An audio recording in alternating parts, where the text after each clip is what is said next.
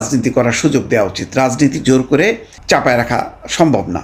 আজকে সিদ্ধিরগঞ্জের গুলিতে নিহত সজল হত্যা মামলায় সিটি কর্পোরেশনের সাবেক মেয়র সেলিনা হায়াৎ আইভীর জামিন আবেদন নামঞ্জুর করেছেন আদালত।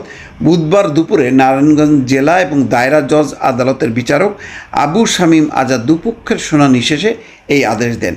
এর আগে মামলায় আইভী পক্ষে আইনজীবীরা আদালতের কাছে জামিন আবেদন করেন, অপরদিকে বাদী এবং রাষ্ট্রপক্ষের আইনজীবীরা জামিনের বিরোধিতা করেন। কিন্তু এটা আমার মনে হয় যে আইনগত সমস্যা না, বিষয় না। সরকার সবই জানেন যে প্রতিটা হত্যার সঙ্গে কারা যুক্ত ছিল আর কারা যুক্ত ছিল না। সুতরাং সেলিনা হায়াৎ আইভীকে জামিন দেয়া, মুক্তি দেয়া এবং তাকে স্বাধীনভাবে রাজনীতি করার সুযোগ দেওয়া উচিত। যদি তাই না দেওয়া হয়, আজ হয়তো প্রশ্ন উঠছে না আন্তর্জাতিক পর্যায়ে, ভবিষ্যতে কিন্তু আন্তর্জাতিক সম্প্রদায়ের প্রশ্নের মুখে পড়তে হবে সরকারকে, বাংলাদেশকে। দর্শক, এটা মাথায় রাখতে হবে। ভালো থাকবেন। আল্লাহ হাফেজ।